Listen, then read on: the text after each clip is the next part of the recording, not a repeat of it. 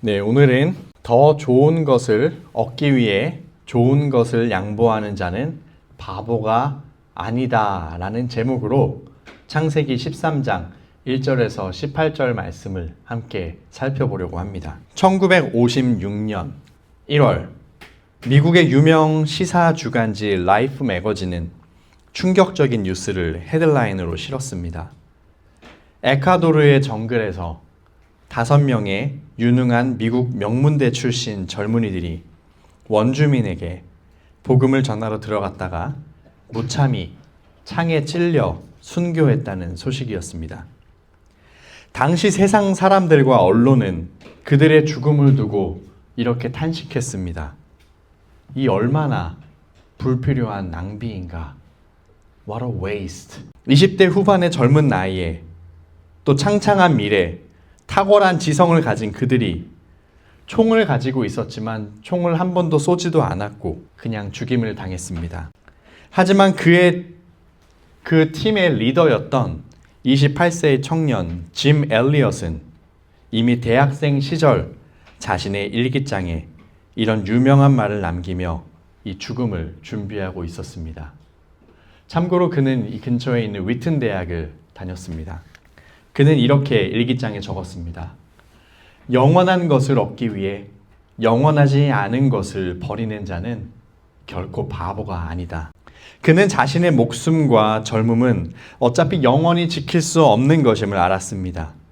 그래서 그는 그것을 버리고 결코 잃어버릴 수 없는 하나님의 영광을 얻는 길을 택했습니다. 하지만 우리가 사는 세상은 그것과는 정반대로 가르치고 있습니다. 네 몫은 네가 챙겨야 된다. 호의가 계속되면 권리인 줄 안다. 절대 손해보지 마라. 그렇게 가르칩니다. 물론 인권이나 정의의 문제에서는 권리를 찾아야 합니다. 하지만 가정에서, 직장에서, 교회에서조차 내 권리, 내 자존심, 내 이익만 움켜쥐려고 할 때 관계는 깨지고 공동체는 병들게 됩니다. 그러나 오늘 본문에서 우리는 세상의 기준으로 볼 때 정말 바보 같은 선택을 한 남자의 이야기를 보게 됩니다. 그는 족장으로서의 모든 권한과 권력을 가지고 있었습니다. 하지만 그의 조카에게 생명줄과도 같은 땅의 선택권을 통째로 양보합니다. 오늘 저는 여러분과 함께 이 거룩한 바보 아브라함의 선택을 통해 움켜쥔 손을 펴는 것이 어떻게 가장 위대한 승리가 되는지를 함께 살펴보려고 합니다. 첫 번째는 갈등의 시작입니다. 창세기 12장에서 아브라함은 하나님의 부르심을 받아 약속의 땅으로 이사를 했습니다. 하지만 심각한 기근으로 모든 가족이 이집트까지 내려갔어야 했습니다. 그곳에서 아브라함은 매우 큰 위기를 맞습니다. 아브라함은 자신이 죽을까봐 아내를 여동생이라고 거짓말을 했습니다. 그런데 이집트 바로가 아브라함의 아내 사레를 자신의 아내로 맞으려고 했습니다. 하지만 하나님께서는 직접 개입하셔서 바로의 집에 재앙을 내리시고 사레를 다시 아브라함에게 돌아가게 하십니다. 그리고 아브라함은 바로에게 거짓말을 한 것에 대해서 책망을 받고 이집트에서 쫓겨나게 됩니다. 창세기 13장 1절에서 2절 말씀을 보겠습니다.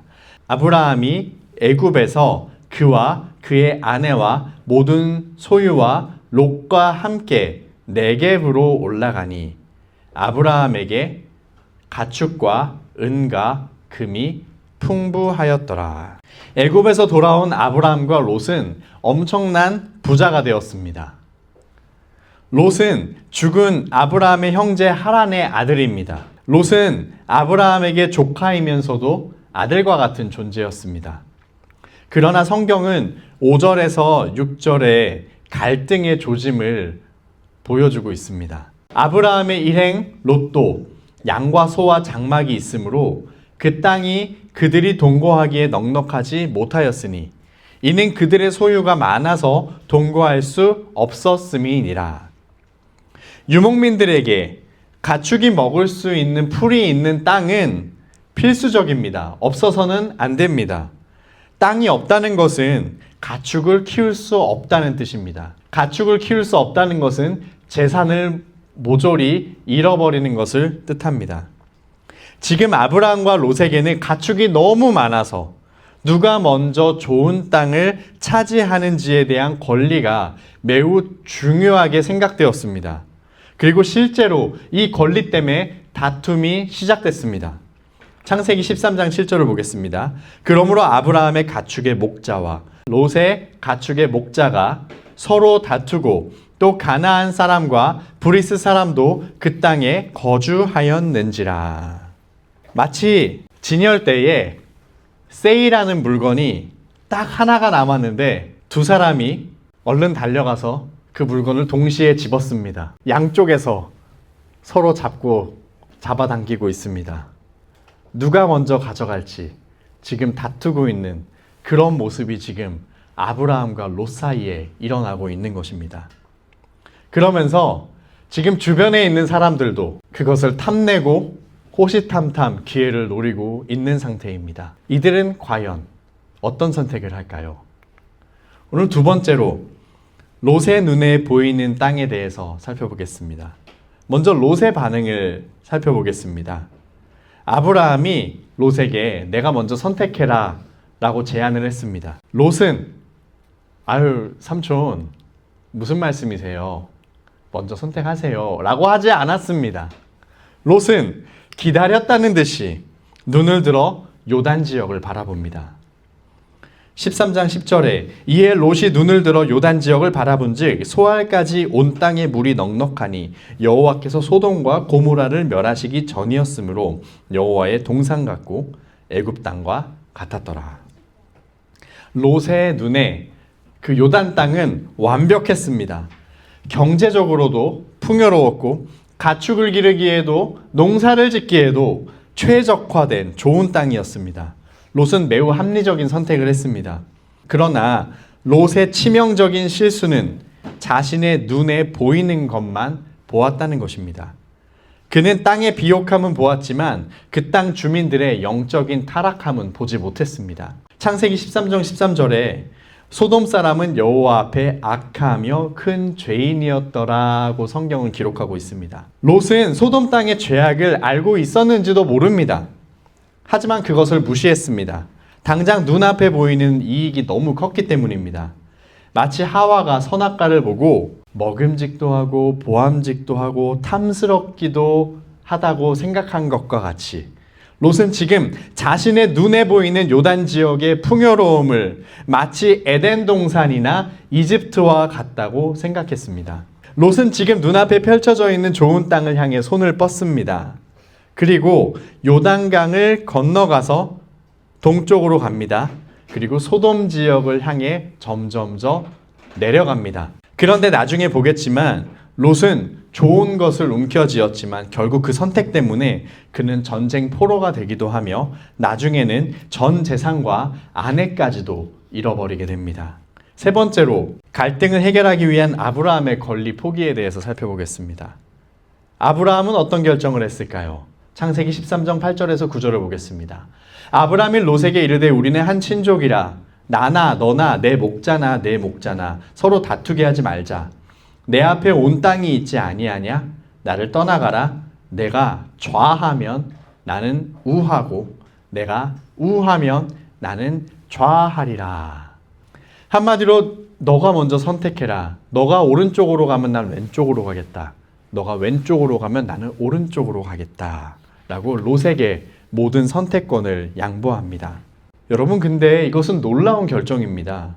고대 근동의 가부장적인 문화와 그런 여러 가지 상황을 고려했을 때 아브라함이 롯에게 먼저 양보를 한다는 것은 사실은 있을 수 없는 일입니다.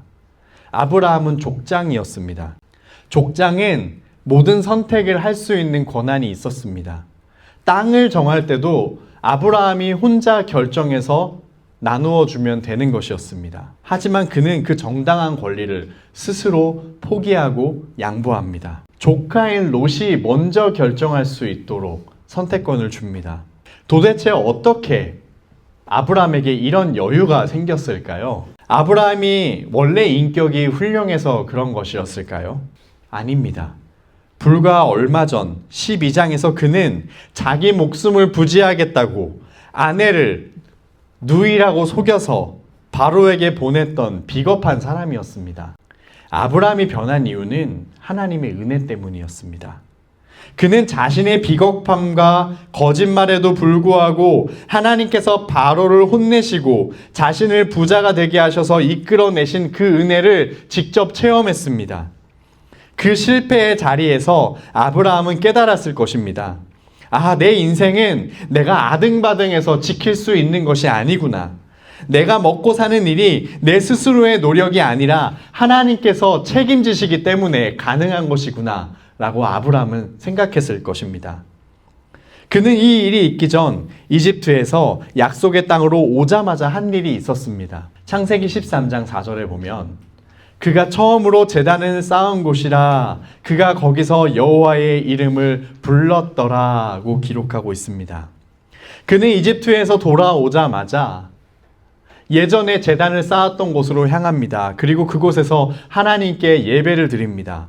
하나님께서 불러주신 은혜, 구원해 주신 은혜, 돌보아 주시는 은혜, 용서하신 은혜, 또 앞으로도 이끌어 주시고 채워 주실 것에 대한 은혜를 감사하며 하나님께 예배를 드렸을 것입니다. 예배가 회복되니 다른 문제가 작아 보이기 시작합니다. 아브라함에게 하나님이 진정한 나의 기업이구나 라는 믿음이 생기자 아브라함은 눈앞에 땅을 차지하려는 싸움에서 자유로울 수 있었던 것입니다. 그는 자신의 욕망이 이끄는 대로 따라가지 않았고 하나님께서 기뻐하시는 일을 따라갔습니다. 믿음이 있는 아브라함은 하나님의 약속이라는 더 좋은 것을 위해 눈에 보이는 좋은 것을 양보할 수 있었습니다. 네 번째로 예수님의 가장 큰 권리를 포기한 일에 대해서 함께 살펴보겠습니다. 아브라함은 땅의 선택권을 포기했습니다. 그러나 우리 주님께서는 훨씬 더 큰 것을 포기했습니다. 바로 우리를 위해서 그랬습니다. 신약 성경의 빌립보서 2장은 예수님의 마음을 이렇게 묘사합니다. 빌립보서 2장 6절에서 8절 말씀을 우리말 성경으로 읽어보겠습니다. 그분은 본래 하나님의 본체셨으나 하나님과 동등됨을 기득권으로 여기지 않으시고 오히려 자신을 비워 종의 형체를 가져 사람의 모양이 되셨습니다. 그리고 그분은 자신을 낮춰 죽기까지 순종하셨으니 곧 십자가에 달려 죽으신 것입니다. 예수님께서는 무한한 권리를 포기하셨습니다. 본래 하나님과 같은 권위를 누리시던 분이 그 권리를 내려놓으셨습니다. 7절에서 자신을 비우다 라고 표현하고 있는데 이는 말 그대로 예수님께서 가지신 모든 권리를 다 비워내셨다는 것입니다. 그리고 예수님은 인간과 같은 종의 상태로 내려오셨습니다. 그리고 계속해서 더 자신을 낮추시고 자신의 생명까지 포기하셨습니다. 하나님 아버지와 영원히 누리던 사랑의 관계도 포기하고 십자가에서 진노의 형벌을 받으셨습니다. 도대체 무엇을 위하여 자신의 무한한 권리를 다 내려놓으셨을까요? 바로 우리 같은 죄인을 구원하시기 위해서입니다. 예수님께서는 저와 여러분에게 하늘의 무한한 축복을 주시기 위해 자신을 비우고 가장 낮고 천한 십자가의 자리로 내려오셨습니다. 세상의 눈으로 보면 십자가는 낭비이며 실패처럼 보입니다. 그러나 복음의 역설이 여기에 있습니다. 예수님이 당신의 권리를 포기하셨기 때문에 우리가 생명을 얻을 수 있었습니다. 예수님이 가난하게 되셨기 때문에 우리가 부유하게 되었습니다. 예수님은 이 열매를 바라보며 고난을 기쁘게 견디셨습니다. 다섯 번째로 다시 아브라함의 이야기로 돌아가 보겠습니다. 롯이 떠난 뒤 덩그러니 남겨진 아브라함은 인간적으로 보면 패배자 같고 손해본 사람 같습니다. 그는 척박한 산지에 남았습니다. 그러나 바로 그 순간 하나님께서 아브라함에게 찾아오십니다. 그리고 14절에서 땅을 바라보라고 말씀하십니다. 롯이 아브라함을 떠난 후에 여호와께서 아브라함에게 이르시되 너는 눈을 들어 너 있는 곳에서 북쪽과 남쪽 그리고 동쪽과 서쪽을 바라보라. 롯도 땅을 바라보았습니다. 롯도 요단 지역 땅을 바라보았습니다. 하지만 롯은 욕망의 눈으로 땅을 바라보았습니다. 육신의 눈으로 땅을 바라보았습니다. 하지만 아브라함은 믿음의 눈으로 땅을 바라봅니다. 이것이 바로 두 사람의 차이입니다. 이어서 15절에서 16절에서 보면 아브라함에게 하나님께서는 다시 약속하십니다. 보이는 땅을 내가 너와 내 자손에게 주리니 영원히 이르리라. 내가 내 자손이 땅의 티끌 같게 하리니 사람이 땅의 티끌을 능히 셀 수 있을진데 내 자손도 세리라. 롯은 가축을 먹일 좋은 땅을 차지했습니다. 하지만 하나님께서는 동서남북의 모든 땅을 아브라함에게 주실 것입니다. 그것도 영원히 가지게 하실 것입니다. 그리고 믿음의 자손들이 땅의 티끌과 같이 셀 수 없이 많아지게 될 것입니다. 이것은 아브라함의 자손을 통해 장차 오게 될 하나님 나라에 대한 약속입니다. 이제 말씀을 맺겠습니다. 예수님께서도 우리가 이 땅에서 권리를 포기하고 살아갈 때 너무 걱정하지 말라고 위로하시며 약속을 주셨습니다. 이것은 우리에게 주신 말씀입니다. 마태복음 6장 31절에서 33절의 말씀을 보겠습니다. 그러므로 무엇을 먹을까? 무엇을 마실까? 무엇을 입을까? 걱정하지 말라. 이 모든 것은 이방 사람들이나 추구하는 것이다. 하늘에 계신 너희 아버지께서는 너희에게 이런 것이 필요하다는 것을 아신다.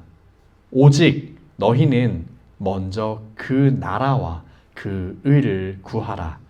그러면 이 모든 것도 너희에게 더해 주실 것이다. 아멘. 사랑하는 여러분, 지금 여러분의 삶에서 놓지 않고 꽉 움켜쥐고 있는 것은 무엇입니까? 혹시 남이 가져갈까봐, 빼앗길까봐 꽉 움켜쥐고 있는 것은 무엇입니까?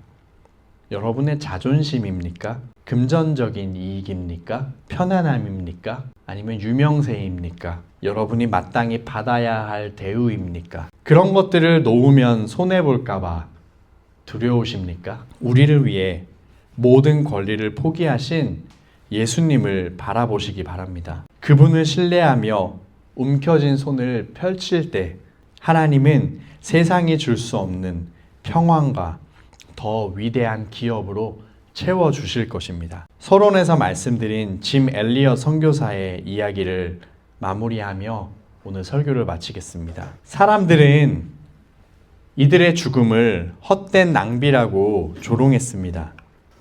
그러나 그들의 죽음은 낭비가 아니었습니다. 남편을 잃은 짐 엘리엇의 아내 엘리자베스 엘리엇은 복수 대신 남편을 죽인 부족에게 찾아가 의료 봉사와 복음 전도를 하며 평생을 보냈습니다. 그녀의 헌신적인 사랑에 감동한 부족민들은 결국 살인을 멈추고 예수님을 믿게 됩니다. 더 놀라운 사실이 있습니다. 짐 엘리엇의 동료였던 네이트 세인트 선교사가 있습니다. 앞에 사진은 네이트 세인트 선교사와 민카야라는 부족 중에 한 명의 사진입니다. 이들이 죽었던 날 네이트를 창으로 찔러 죽인 것이 바로 이 민카야였습니다. 그런데 이 민카야가 훗날 회심하여 교회의 장로가 되었습니다. 그리고 자신이 죽였던 이 네이트의 아들 스티브 세인트를 친아들처럼 사랑하며 키웠습니다. 그리고 어느 날 강가에서 민카야는 자신이 죽였던 사람의 아들 스티브에게 세례를 베풀게 됩니다. 여러분, 같은 강가에서 아버지를 찔러 죽였던 그곳에서 그 아들에게 세례를 주는 놀라운 일이 일어납니다. 이것은 사람의 계산으로는 불가능한 일입니다. 누가 이런 일이 일어날 것이라고 생각하고 그들에게 선교를 했겠습니까? 오직 십자가의 복음만이 만들어낼 수 있는 기적입니다. 세상은 우리에게 바보라고 부를지도 모릅니다. 너희들은 어떻게 그렇게 하나님을 위해서 헌신할 수 있어? 어떻게 그렇게 큰 것을 양보할 수 있어? 하지만 우리는 이렇게 대답할 수 있습니다. 더 좋은 것을 얻기 위해 좋은 것을 양보하는 자는 결코 바보가 아닙니다. 여러분, 이 거룩한 바보 같은 길, 십자가의 길을 기쁨으로 걸어가는 저와 여러분들이 되어서, 그래서 우리가 하나님 나라를 이 땅 가운데 확장해 나가기를 주님의 이름으로 간절히 축원합니다. 함께 기도하시겠습니다. 하나님 아버지, 우리 같은 죄인들을 위하여 예수 그리스도를, 가장 사랑하시는 그 아들을 십자가에 죽게 하신 그 은혜와 사랑에 감사드립니다. 예수님, 근본 하나님의 본체이시나 그 모든 권리를 기득권으로 여기지 아니하시고 자신을 완전히 비우셔서 종의 형체를 가지시고 우리를 위하여 십자가에서 무한한 그 형벌을 대신 담당하신 은혜와 사랑에 감사를 드립니다. 하나님, 우리가 움켜쥐고 있는 이 세상 것들을 이제는 손을 펴서 내려놓게 하여 주시고 오히려 하나님께서 주시는 참된 만족과 기쁨과 평안을 온전히 누리게 하여 주시옵소서. 한 알의 밀로써 이 땅에 떨어져서 썩어지고 수많은 열매를 맺으신 예수님의 삶과 같이 우리도 우리의 것을 내려놓고 땅에 심기워질 때 우리를 통해서 큰 열매들이 맺어지게 하여 주시옵소서. 우리를 통하여 주변에 예수님을 믿지 않는 이들이 예수님을 믿는 일들이 일어나게 하여 주시옵소서. 이 모든 말씀 예수님의 이름으로 기도하옵나이다. 아멘.